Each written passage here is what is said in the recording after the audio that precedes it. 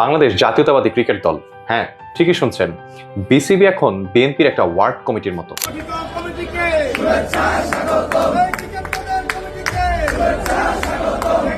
যে আমিনুল হক নিজেই বলেছিলেন, আমি খেলার মধ্যে কোনো রাজনীতি সম্পৃক্ত করব না, আমরা রাজনীতি করতে একটি ক্রিয়াঙ্গন চাই। সেই তিনি আবার বিসিবি বসের চেয়ারে বসালেন একজন নির্বাচিত প্রেসিডেন্টকে সরিয়ে অনির্বাচিত দালাল চাটুকার তামিমকে, যার জীবনে প্রতিটা মুহূর্তই নাটক, আর প্রতিপক্ষের কাছে খেলার মাঠে হয়ে যায় আটক। দেশের জন্য কোনো বড় অর্জন না থাকলেও মায়ের দয়ায় নিজের জন্য কিছু রান আছে অবশ্য। বুলবুলের মতো একজন স্ট্যান্ডার্ড পার্সনকে সরিয়ে ক্রীড়ামন্ত্রী একটা ভুল ডিসিশন নিয়েছেন তামিমকে বসিয়ে, যদিও তিনি নিজেও একজন কোটামন্ত্রী, তাই কোটায় বসিয়ে দিলেন তামিমকে।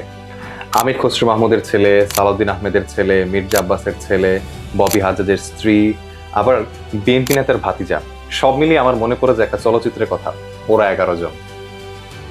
তামিম তার প্রথম সাক্ষাতেই বলেছে সে চেষ্টা করবে বিসিবির বা ক্রিকেটের সম্মান ফেরাতে, কিন্তু সে নিজেই জানে না তার কারণেই বাংলাদেশ ক্রিকেট আজ কলঙ্কিত। যেখানে সচিন আর ধোনিরা চেষ্টা করে জয়সওয়াল, অভিষেকদের মতো প্লেয়ার বের করতে, আর সেখানে দালাল তামিমরা থাকে চেয়ারের ধান্ধায়।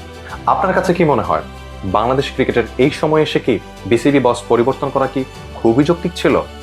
আপনার মতামত জানান কমেন্টে।